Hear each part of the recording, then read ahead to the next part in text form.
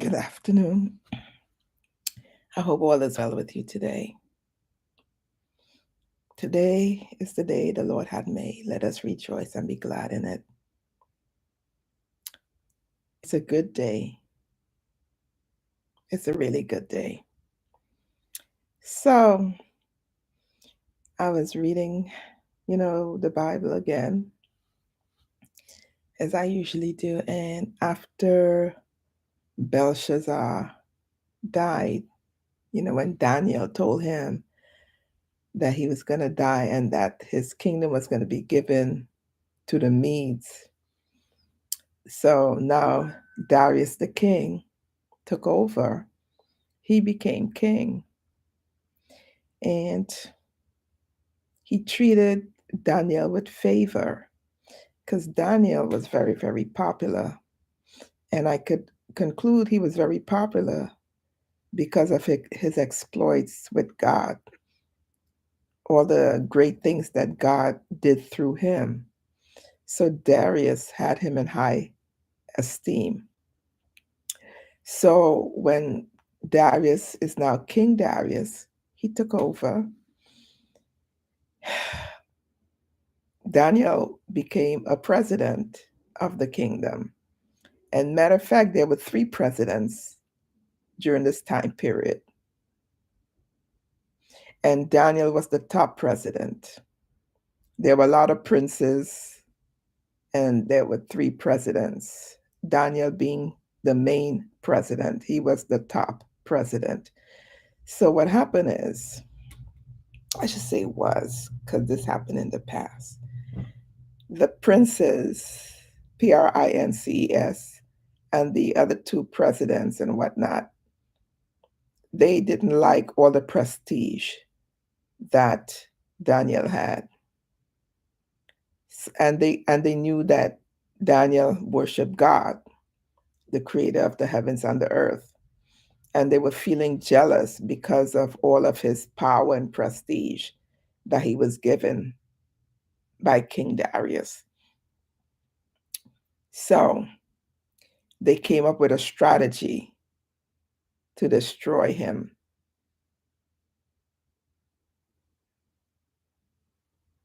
And their strategy, is something almost similar. I say almost similar to what Balaam and Balak did to find out a way to get the people to sin so the curse could fall on them. However, in the case of Daniel and King Darius in this situation, Daniel used to pray 3 times a day and he had his window open and he used to pray facing Jerusalem 3 times a day. So clearly, the princes and the other two presidents, they apparently didn't serve the living, true and living God, the creator of the world, based on what I understand of the reading. So they were worshiping other gods, right? And they were jealous of Daniel. It's interesting to me, like Satan, which is the power behind jealousy, as far as I'm concerned. When the Bible talks about God being a jealous God being a jealous God means that he he doesn't um he doesn't like people worshiping God, the created beings. He's not yeah, because that is really a slap in the face. How on earth are you going to worship a created thing? How are you going to worship gold and silver and all these different things? They can't talk, they can't do anything for you. And not only that, the powers that work through these items, they're demons, they're evil spirits. So God doesn't like people worshiping evil spirits.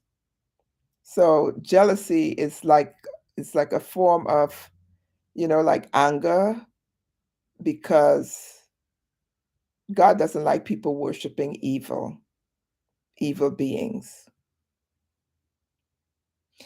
Anyway, oh, So they plotted against Daniel and they came up with the concept like they're going to go to the king and, say for 30 days, let people not worship, go to God for answers, let them come to him for answers and not go to God. So let me go to Daniel 6. Let me see here. Okay. Daniel was preferred above the presidents and princes because an excellent spirit was in him, and the king thought to set him over the whole realm, right? So the king wanted to even give him more prestige. So what these others try to do now, they wanted to find a way to diminish him because he was like a perfect person and how he was a person of integrity, and they wanted to find a way to diminish him. And so this is what they said, these men, we shall not find any occasion against this Daniel, except we find it against him concerning the law of his God. So you see, this is the same trick that the enemy uses over and over again. The enemy of God tries to find a way to get us from breaking the hedge of protection that God places around us. That way they can destroy us. And it's the same trick. Nothing's new. Then what these presidents and princes did, they got together, they went to the king, and they were bigging the king up like, hey, live forever, king, and so forth and so forth. And then they came up with this idea to suggest that they have a royal statute and make a decree that whosoever shall ask a petition of any god or man for 30 days, save the king, he shall be cast into the den of lions. So they came up with the idea that there should be a decree that no one should talk to another person or a god or God for 30 days for anything. They should only come to the king for petitions because they knew perfectly well that Daniel's habit is to pray and talk to God 3 times a day. And they knew that he was not going to not do what he always did because they knew how solid Daniel's relationship with God was. So they knew how to set a trap for him. So clearly now, so King Darius, not realizing that what was going on behind the scenes, he agreed to signing this decree, and it was established. So meanwhile, now Daniel knew of this decree, and he still did what whatever he normally did, because this is his way. He worshiped God, he praised God, he prayed to God, and nothing was going to change that. So this is what the scripture says. Now, when Daniel knew that the writing was signed, he went into his house, and his windows being open in his chamber toward Jerusalem, he kneeled upon his knees 3 times a day and prayed and gave thanks before his God as he did aforetime. See what I'm saying? He knew about the decree, but he did what he usually would do, right? So these men found him praying and making supplications to God. And then they went to the king and reminded the king about his decree. And they said that, hey, you know, um, isn't the decree supposed to be unbreakable? And of course, yeah, the decrees that was made, the king Darius made of the Persians and the Medes is unbreakable. It cannot be altered. So they said, well, Daniel was seen breaking the decree. And then he had to be tossed into the lion's den. And the king, realizing the error, tried to back out of it because the king really liked Daniel. So the king tried to get not make this thing happen then. But because it was a decree, he was then compelled to go along with it. So they took Daniel and tossed him into the lion's den. And the king was not happy, so he spent the whole night fasting. The king spent the whole night fasting because he was troubled because he didn't want any harm to come to Daniel. So he even had told Daniel, may your God protect you. And oh yeah, and they sealed the um the den with the seal of the king so that no break could happen, like no one could come and open up this thing. If they came, the seal would be broken. So Daniel was sealed in. And the king went to his palace and he passed the night fasting. Neither were instruments of music brought before him, and his sleep went from him. So he couldn't sleep. He spent a sleepless night. And then early in the morning, he went quickly to the den. And then he cried out, Daniel, and said, Daniel, O Daniel, servant of the living God, is thy God whom thou servest continually able to deliver thee from the lions? So, based on my knowledge here, it's clear to me that King Darius didn't really serve the God, the creator of the world. Okay? So Daniel responded and said, my God had sent an angel and had shut the lion's mouth that have not hurt me, for as much as before him innocency was found in me, and also before thee, O king, have I done no hurt. So the king was so happy and commanded that they took Daniel out of the den. And when they took him out, there was no hurt found on him. And because of this, King Darius believed in the God of Daniel. Because of seeing this for himself, that there was no hurt on Daniel. Of course, he heard the stories of the other exploits that Daniel um, went through, but this is his first time experiencing it firsthand. And when he saw that, wow, this Daniel, he was in a den of lions. So evidently there was more than one lion in this den, and he was not harmed, not in the least. So I mean, that is incredible, is it not? He was not harmed in the least by the animals. So then the king commanded that they bring the men which accused Daniel, and they cast them into the den of lions. So the same people who accused Daniel, they were delivered to the den.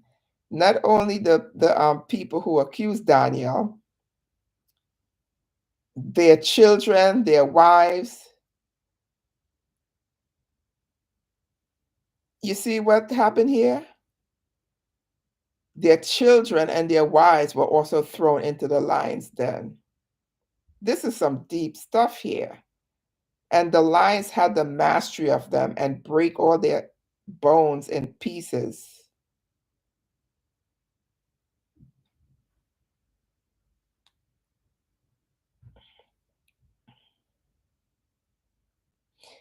Okay, so that is a lot. Not only were the people who accused Daniel but their entire family, their children and their wives, were thrown into the lion's den because of them. Yes, God is a God of love. People always refer to that because he is a God of love. He's also a God of vengeance, a God of war, a God of justice.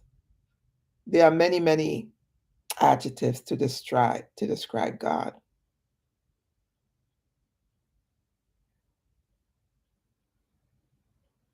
This is so deep.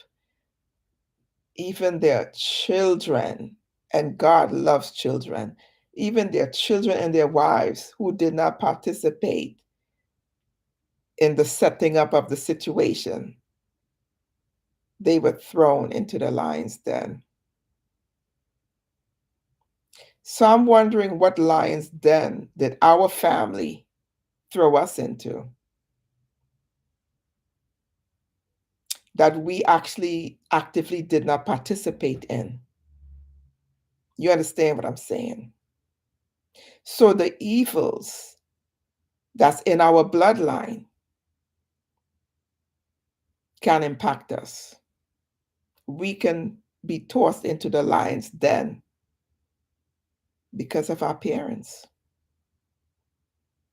because of our husbands, because of our wives. This is serious stuff.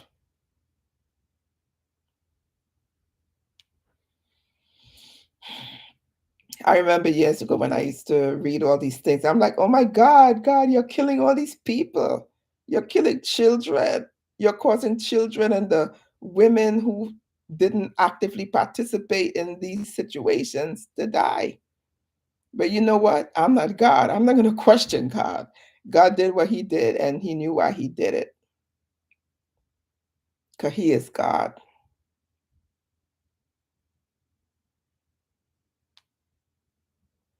And so after that, King Darius wrote unto all people, nations, and languages that dwell in all the earth. So King Darius ruled all the earth. Isn't that big?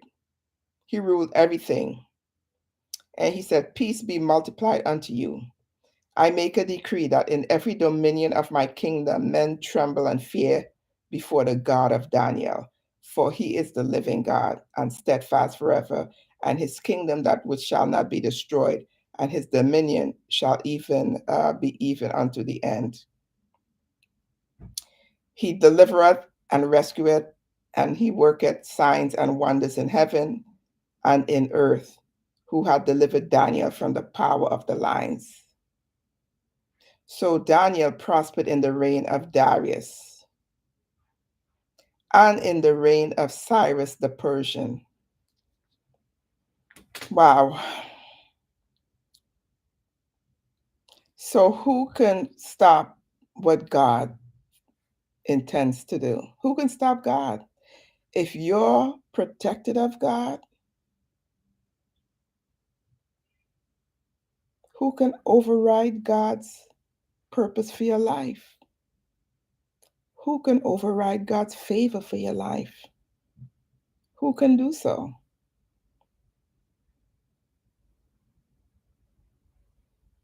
Because God is the master chess player.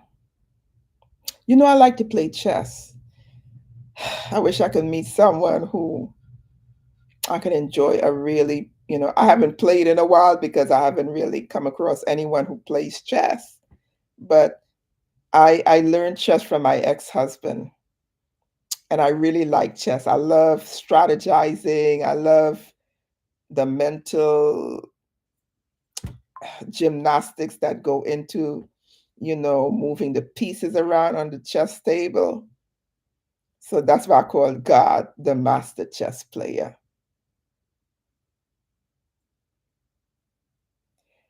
I think it's so powerful that when God has his hand on your life, no matter what happens, if you get thrown into the lion's den, he is quite capable to close up the mouth of the lions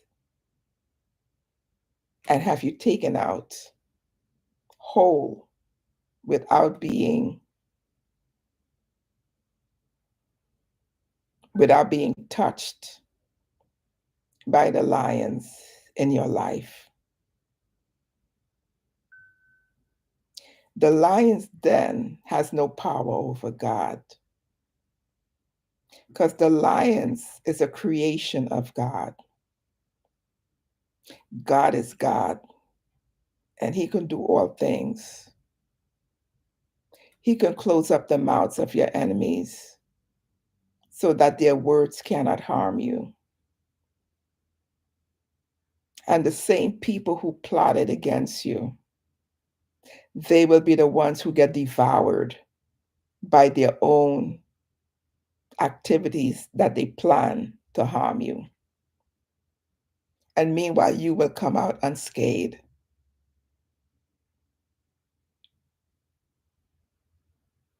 You see, jealousy was at the bottom of all of these people's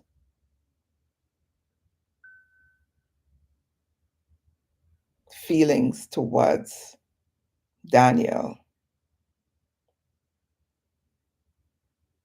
They despised him. But even though they despised him and they plotted and planned against him, they went behind his back to set up traps for him. He still came out victorious, whole and in one piece, because he trusted God. He trusted God. Because he trusted God, God came through for him.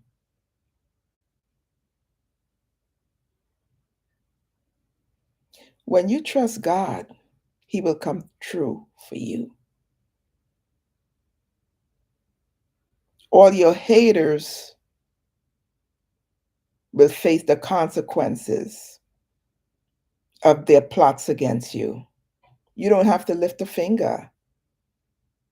You don't have to return to the sender because your haters will be taken care of by God himself. When you trust God, all things are powerful. When you trust God, the lion's den becomes like a zoo. And I say becomes like a zoo, it's like you're outside watching the animals in a cage.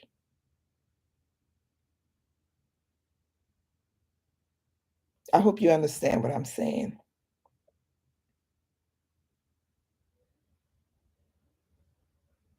You know what's a shame that people get such feelings of jealousy that they will do all sorts of things behind your back to diminish you and to put you in situations. You know, I have experienced situations like this from people who were jealous of me, and I'm sure some folks that I'm talking who will hear this at some point have experienced jealousy in their lives, where people have gone all out to diminish you. But when you trust God and you walk in righteousness, the same trap that they set for you, they will fall into it themselves. And you don't have to lift a finger. You don't have to lift a finger because God is God. And he will look out for you because he cares about you. He cares about us.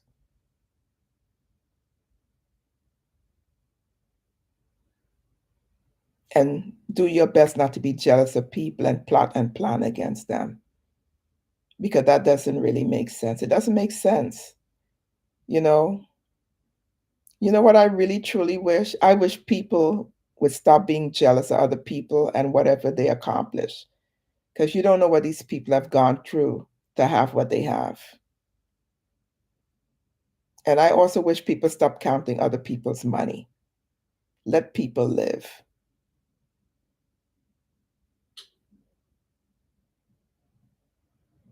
But anyway, I'm going to end here.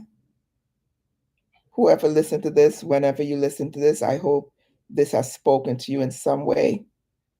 And I pray that it blesses you in some way. And don't forget to like and share and subscribe. Like, share, subscribe, and read your Bible every day. Communicate and commune with God every day. Appreciate God because God is a good God. He's a good God. He's perfect. God is perfect. We ourselves are not perfect, but God is perfect.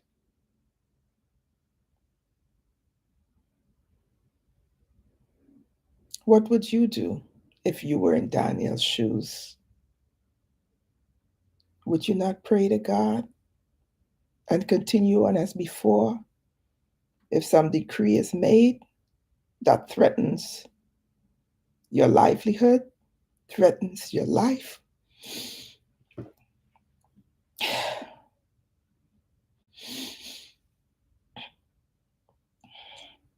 my throat is itching. That itch.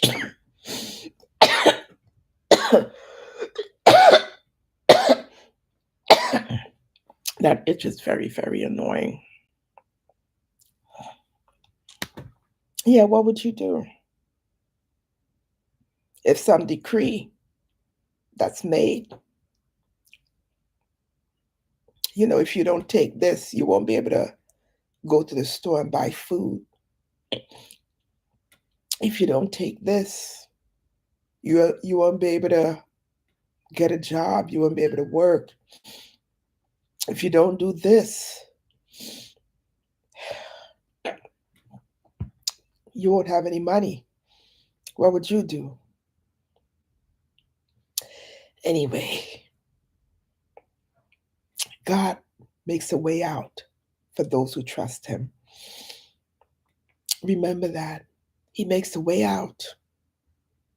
Even when you're thrown into the den of lions, God will make a way out for you if you trust Him.